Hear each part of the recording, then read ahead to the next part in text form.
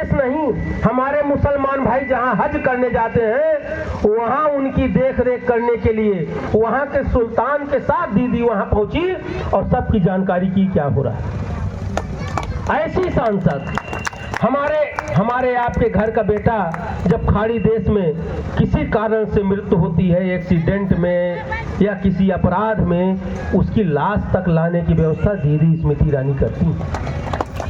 और एक ऐसा सांसद आपका जहां आप अपनी बात भी नहीं कह पाते थे।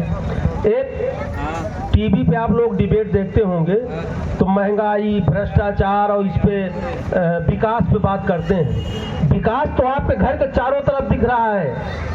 रोजगार की बात करते हैं, ये सड़कें जो बनी है इसको भूत नहीं बनाए हैं, इंसान ही बनाए ना।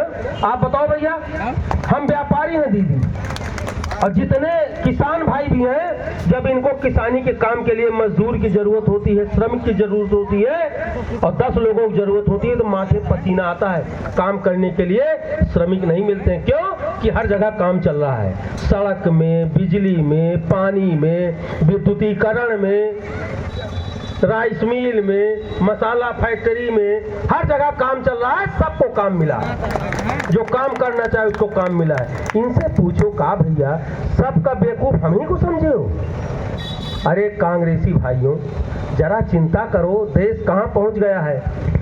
समुद्र में लुटेरे जब नाव को कब्जा करते हैं तो हमारे देश की सेना वहां उनका ऑपरेशन करती है।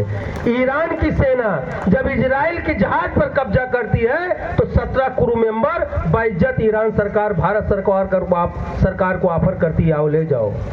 सीरिया में, अफगानिस्तान में कहीं भी अगर वार शुरू हुआ, आतंक शुरू हुआ, नरसंहार शुरू हुआ तो तिरंगा झंडा लगा के हिंदू मुसलमान सब तो आते ही हैं, पाकिस्तानी भी उसी तिरंगे के साथ पार हो जाते हैं। ऐसे मजबूत नेतृत्व को छोड़ने का मतलब अपने हाथ से सूजा लेकर अपनी आंख में डालना है। आने वाले बच्चों को, भविष्य को खराब करना है। आने वाले बच्चों का भविष्य खराब हो जाएगा।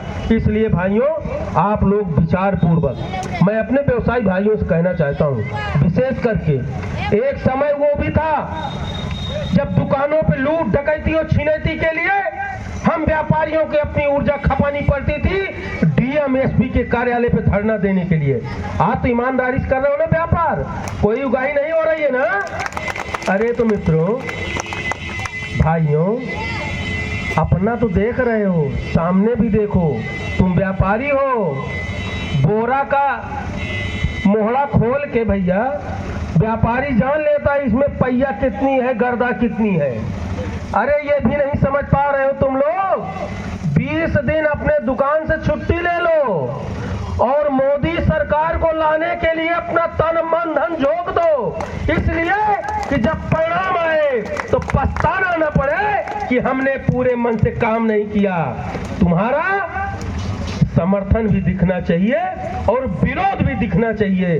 जो 10 साल पहले तुम्हारे साथ अपमान होता था, लूट छिनैती डकैती होती थी, उसकी ज्वाला भी दिखनी चाहिए। और जिस सरकार ने तुमको निष्कंटक व्यापार करने का वातावरण उपलब्ध कराया है, उसका समर्थन भी दिखना चाहिए।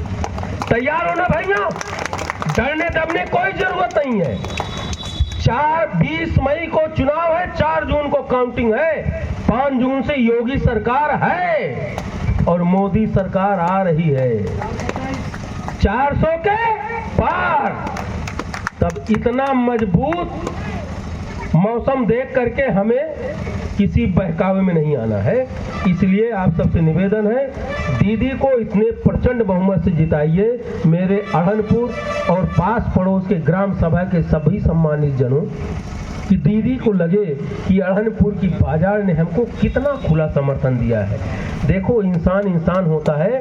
जब कोई आपको दादा कहता है, प्यार से सम्मान देता है तो हीमोग्लोबिन बढ़ जाता है। कोई आपको अपमानित करता है तो ब्लड प्रेशर डाउन हो जाता है।